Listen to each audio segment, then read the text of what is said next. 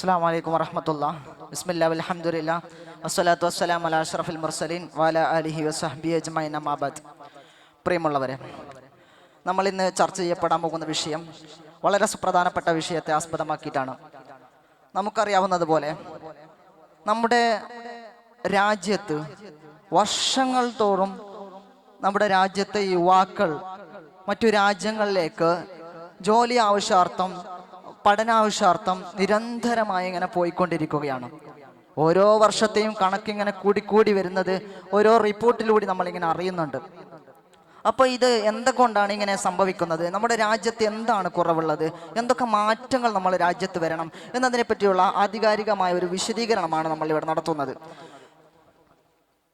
പ്രധാനമായിട്ടും നമ്മൾ ഇപ്പോൾ ആദ്യമായി ചർച്ച ചെയ്യപ്പെടാൻ പോകുന്ന വിഷയം നിലവിലെ വിദ്യാഭ്യാസ രീതി എങ്ങനെയാണെന്നുള്ളതാണ് ആദ്യം നമ്മൾ നോക്കുന്നത്.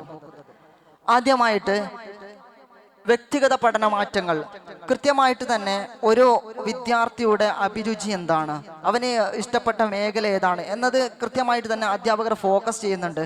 എന്നിട്ട് അവരെ കൃത്യമായിട്ട് തന്നെ അഡ്രസ്സ് ചെയ്തുകൊണ്ട് മുമ്പോട്ട് പോകുന്നുണ്ട്. അതുപോലെ തന്നെ പരീക്ഷാ മോഡലിലെ മാറ്റങ്ങൾ. എന്താണ് പരീക്ഷ? മാസത്തിൽ മന്ത്ലി എക്സാമുകൾ നടത്തുന്നുണ്ട്. ഓരോ പരീക്ഷകൾ ഇടയ്ക്കിടയ്ക്ക് ഇങ്ങനെ പരീക്ഷകൾ കൊടുക്കുന്നുണ്ട്. എന്നിട്ട് അതിന് ആവശ്യമായ കാര്യങ്ങൾ ചെയ്തു പോകുന്നുണ്ട്. അതുപോലെ തന്നെ മറ്റു പ്രവർത്തന കേന്ദ്രീകൃത വിദ്യാഭ്യാസം പ്രായോഗികപരമായ പരിശീലനവും പ്രവർത്തനവും ഓരോ ക്ലബിൻ്റെ അടിസ്ഥാനത്തിൽ ഇങ്ങനെ നിരന്തരമായിട്ട് അവർക്ക് ആവശ്യമായിട്ടുള്ള പഠന രീതികൾ മികച്ചതാവാനുള്ള കാര്യങ്ങളൊക്കെയും ചെയ്തു കൊടുക്കുന്നുണ്ട്. അതുപോലെ തന്നെ ഡിജിറ്റൽ സാങ്കേതിക വിദ്യയുടെ ഉപയോഗം. പുതിയ കാലത്ത് നമ്മുടെ സംവദിക്കേണ്ട രൂപങ്ങൾ, അത് ആവശ്യമായിട്ടുള്ള IT ലാബുകൾ, അതിൻ്റെ സംവിധാനങ്ങൾ, ഇങ്ങനെ സാധാരണ രീതിയിലുള്ള അടിസ്ഥാന സൗകര്യങ്ങൾ ഓരോ വിദ്യാലയങ്ങൾ ഇങ്ങനെ സാധാരണ രീതിയിൽ കൊടുത്തു പോകുന്നുണ്ട്. ഇനി നമുക്ക് അടുത്തതായിട്ട് നോക്കാനുള്ളത്, ഇത്രയ്ക്കും ഇങ്ങനെ സംവിധാനങ്ങൾ കൊടുക്കുമ്പോഴും വിദ്യാഭ്യാസ രംഗത്തുണ്ടാകുന്ന പ്രശ്നങ്ങളെ പറ്റി പ്രധാനമായിട്ട് നമ്മൾ അഡ്രസ്സ് ചെയ്യേണ്ടതുണ്ട്. കാരണം ഇത്രത്തോളം പ്രവർത്തനങ്ങൾ ഇവിടെ നടക്കുമ്പോഴും എന്തുകൊണ്ടാണ് ഇത്രത്തോളം വിദ്യാർത്ഥികൾ വർഷം തോറും നിരന്തരമായി ഇങ്ങനെ കണക്കുകൾ കൂടി ഇങ്ങനെ നാട്ടിൽ നിന്ന് പുറം നാട്ടിലേക്ക് ചേക്കേറുന്നത് എന്നുള്ളത്, കുടിയേറ്റം നടത്തുന്നുള്ളത് നമ്മൾ നോക്കേണ്ടതുണ്ട്. പ്രധാനമായിട്ടും സാമ്പത്തിക പ്രശ്നങ്ങൾ. വിദ്യാർത്ഥികൾക്ക് ആവശ്യമായ സാമ്പത്തിക സ്ഥിതി ഉണ്ടാവാത്ത വിദ്യാർത്ഥികൾ, ഒരുപാട് വിദ്യാർത്ഥികൾ ജോലിയില്ലാതെ നിൽക്കുന്നുണ്ട്. അപ്പോൾ അവരുടെ പ്രശ്നം കൃത്യമായിട്ട് അവർക്ക് പോയി വരാനുള്ള ക്യാഷ്, അതുപോലെ തന്നെ പഠിക്കാൻ ഓരോ സ്ഥാപനങ്ങൾ എടുത്തു നോക്കിയാൽ അറിയാം. പ്രൈവറ്റ് കോളേജിലും മറ്റു കോളേജുകളൊക്കെയും വലിയ ഫീസാണ് ഈടാക്കുന്നത്. അങ്ങനെ ഈടാക്കുമ്പോൾ കൃത്യമായിട്ട് വിദ്യാർത്ഥികൾക്ക് പഠിക്കാൻ പറ്റുന്നില്ല, അവിടെ വിദ്യാലയത്തിൽ പോകാൻ പറ്റുന്നില്ല. ഇങ്ങനെ പ്രധാനമായിട്ട് ഇത് വലിയ പ്രശ്നമായിട്ട് തീരുന്നതാണ്. ഓരോ വിദ്യാർത്ഥികൾ ആത്മഹത്യ ചെയ്ത് കണക്ക് വരെ നമ്മൾ നിരന്തരമായി പത്രമാധ്യമങ്ങൾ വായിക്കുന്നതാണ്. പിന്നെ അടുത്തതായിട്ട് വരുന്നത് സീറ്റ് ക്ഷാമം. ഇത് വർഷങ്ങളായിട്ട് സർക്കാരുകൾ ഇങ്ങനെ മാറി മറിഞ്ഞപ്പോഴും നമ്മുടെ മലബാർ അനുഭവിച്ചു കൊണ്ടിരിക്കുന്ന വേദനയാണ്. എത്ര സംഘടനയാണ് നിരന്തരമായിട്ട് ഇങ്ങനെ തെരുവിൽ സമരം ചെയ്യുന്നത്? എത്ര വിദ്യാർത്ഥികളാണ് ഇങ്ങനെ സമരം ചെയ്തുകൊണ്ടിരിക്കുന്നത്? എന്നിട്ട് എന്ത് സംഭവിക്കുന്നു? ഇവിടെ മാറ്റങ്ങൾ വരുന്നില്ല. സീറ്റിന്റെ ക്ഷാമം അനുഭവിച്ചു കൊണ്ടേയിരിക്കുകയാണ്. ഇപ്രാവശ്യത്തെ തന്നെ മലപ്പുറത്തെ കണക്ക് നോക്കുമ്പോൾ 32,000-ലധികം വിദ്യാർത്ഥികളുടെ കണക്ക് നമുക്ക് പുറത്തു വരുമ്പോൾ അവർക്ക് സീറ്റില്ല. 3ാം അലോട്ട്മെന്റ് കഴിഞ്ഞിട്ടും സീറ്റില്ല. ഒരു വിദ്യാർത്ഥി മീഡിയയുടെ മുമ്പിൽ വന്ന് പറയുന്നത് എനിക്ക് ഫുൾ A+ ആണ്, എവിടെ സീറ്റ് എന്നാണ്. അപ്പോൾ സീറ്റിന്റെ ക്ഷാമം വല്ലാതെ അനുഭവിക്കുന്നുണ്ട്. പിന്നെ മൂന്നാമതായിട്ട് നമ്മൾ അഡ്രസ്സ് ചെയ്യുന്നത് പഠന നിലവാരത്തിലെ കുറവ്. പഠന രീതികൾ ആവശ്യമായ നിലവാരം കൈകൊണ്ടുവരുന്നില്ല. വിദ്യാർത്ഥികൾ ഇന്ന് കലാലയത്തിലേക്ക് പോകുന്ന വഴിയിലും മറ്റുള്ളിടത്തും കഞ്ചാവും മറ്റുള്ള രീതികളും അങ്ങനെ ഏർപ്പെടുന്ന ഒരു രീതി കൂടിക്കൂടി വരികയാണ്. അപ്പോൾ ഈ രീതികളൊക്കെ മാറ്റം വരാൻ വേണ്ടിയിട്ട് സർക്കാർ ഇടപെടലുകൾ നടത്തേണ്ടതുണ്ട്. അപ്പോൾ ആ നിലവാരത്തിൽ ഓരോ അധ്യാപകർ തന്നെ കാര്യമായിട്ട് ഇതിലൊന്നും ഇടപെടുന്നില്ല എന്നുള്ളത് വളരെ പ്രധാനമായ കാര്യമാണ്. തൊഴിലവസരങ്ങളെ കുറിച്ചുള്ള അവബോധം ഉണ്ടാകുന്നില്ല എന്നുള്ളത് 4ാമതായിട്ട് നമ്മൾ അഡ്രസ്സ് ചെയ്യുന്നത്. തൊഴിലവസരങ്ങൾ, എന്തൊക്കെയാണ് തൊഴിലുകൾ എന്നുള്ളത് വിദ്യാർത്ഥികൾ കൃത്യമായി അറിയുന്നില്ല. വിദ്യാർത്ഥികൾ കൃത്യമായി FE സംവിധാനത്തിലൂടെ കൂടുതലായിട്ട് വിദ്യാർത്ഥികൾക്ക് അവബോധം നടത്തേണ്ടതുണ്ട്. ഓരോ സംഘടന മുമ്പോട്ട് വന്നിട്ട് അല്ലെങ്കിൽ പല പരിപാടികൾ വെച്ചത് ഓരോ സെറ്റ് ചെയ്തുകൊണ്ട് വിദ്യാർത്ഥികൾക്ക് എന്തൊക്കെ സാധ്യതകൾ നമ്മുടെ വിദ്യാഭ്യാസ മേഖലയിൽ കൊണ്ടുവരാൻ പറ്റും, എന്തൊക്കെ സാധ്യത കൊണ്ടുവരാൻ പറ്റും എന്നതിനെക്കുറിച്ചുള്ള അവബോധം വിദ്യാർത്ഥികൾക്ക് നന്നായി കൊടുക്കേണ്ടതുണ്ട്. കാരണം ഓരോരുത്തരും അവരുടെ വീട്ടിൽ എന്താണോ ഏട്ടന്മാരെങ്ങനെയാണോ, മറ്റുള്ളവരെങ്ങനെയാണോ, നാട്ടുകാരെങ്ങനെയാണോ, കൂട്ടുകാരെങ്ങനെയാണോ, അങ്ങനെ ഇങ്ങനെ പോവുകയാണ്. കൃത്യമായിട്ട് വിദ്യാഭ്യാസത്തെക്കുറിച്ച്, വിദ്യാഭ്യാസത്തിൻ്റെ ജോലിയെക്കുറിച്ച് എന്നുള്ളതൊന്നും കൃത്യമായിട്ട് അവർ അറിയുന്നില്ല എന്നുള്ളതാണ് പ്രധാനമായിട്ട് കാര്യം. ഇനിയും അടുത്തതായിട്ട് നമ്മൾ പോകുന്നത് ഉന്നത വിദ്യാഭ്യാസത്തിൻ്റെ പ്രവണതകൾ. പഠനത്തിൻ്റെ മൂല്യം പുതിയ പഠന രീതികൾ കൈക്കൊണ്ടുവരുന്നത് അനിവാര്യമായ കാര്യമാണ്. പുതിയ പഠന രീതികൾ, നമുക്കറിയാം നമ്മുടെ കാലം വളരെ സ്പീഡിൽ സഞ്ചരിച്ചു കൊണ്ടിരിക്കുകയാണ്. ഇങ്ങനെ വളരെ സ്പീഡായിട്ട് സഞ്ചരിക്കുന്നതനുസരിച്ചുള്ള മാറ്റങ്ങൾ നമ്മുടെ പഠന രീതികളിലും വരേണ്ടതുണ്ട്. പഠന രീതികൾ അത്തരത്തിലുള്ള മാറ്റം വരേണ്ടതുണ്ട്. പിന്നെ അടുത്തതായിട്ട് പോകുന്നത് ഉന്നത വിദ്യാഭ്യാസാന്തര അഭിവൃദ്ധി. ഉന്നത വിദ്യാഭ്യാസത്തിൻ്റെ വർധനവ്, പുതിയ കോഴ്സുകൾ, ഇങ്ങനെയുള്ള കാര്യങ്ങൾ കൂടുതലായിട്ടും നമുക്ക് വിദ്യാലയങ്ങളിൽ കൊണ്ടുവരേണ്ടതുണ്ട്.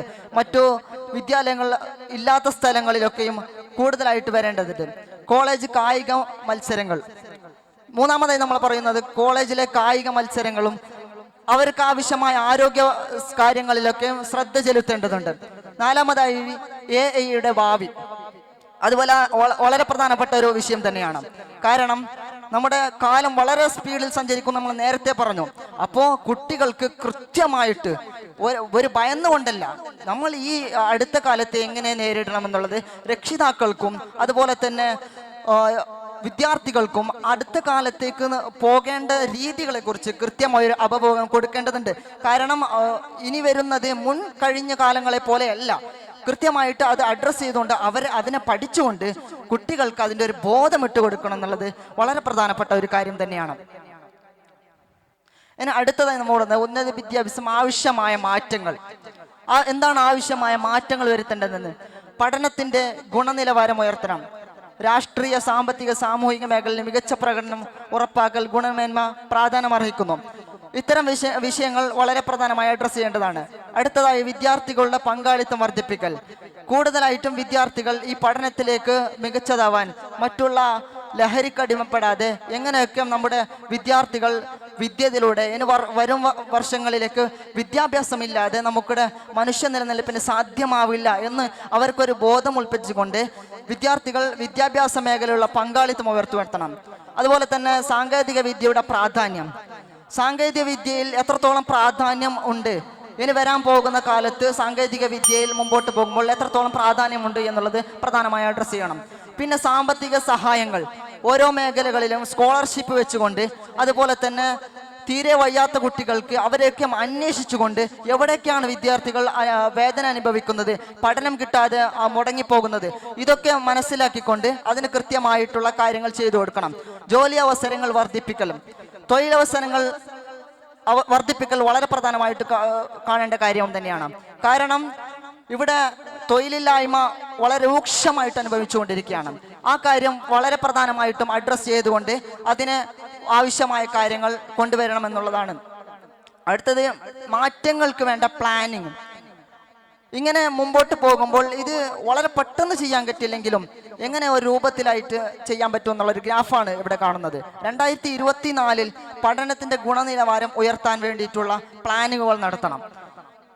പഠനത്തിൻ്റെ ഗുണനിലവാരം എങ്ങനെ ഉയർത്താം? വിദ്യാർത്ഥികൾക്ക് പഠനത്തിനോട് താല്പര്യമുണ്ടാവാൻ, ക്ലാസ്സുകളിലെ മികച്ചതാകാൻ, ഓരോ വിദ്യാർത്ഥികളും അവരോട് മറ്റുള്ള വിദ്യാർത്ഥികളെ പോലെ തന്നെ പഠിച്ചിങ്ങനെ വരാൻ എത്രത്തോളം ഗുണനിലവാരം ഉയർത്താൻ പറ്റുമോ ആ രൂപത്തിലുള്ള പഠന രീതികൾ കൊണ്ടുവരാൻ. 2025 വിദ്യാർത്ഥികളുടെ പങ്കാളിത്തം വർദ്ധിപ്പിക്കണം. വിദ്യാർത്ഥികൾക്ക് ആവശ്യമായ പങ്കാളിത്തം കൊടുക്കണം. അതുപോലെ തന്നെ അവർക്ക് ആ പഠന ആവശ്യമായിട്ടുള്ള കാര്യങ്ങളൊക്കെ കൊടുത്താൽ കൃത്യമായിട്ട് അവർ പഠന വഴിയിൽ തന്നെ മുമ്പോട്ട് വരും.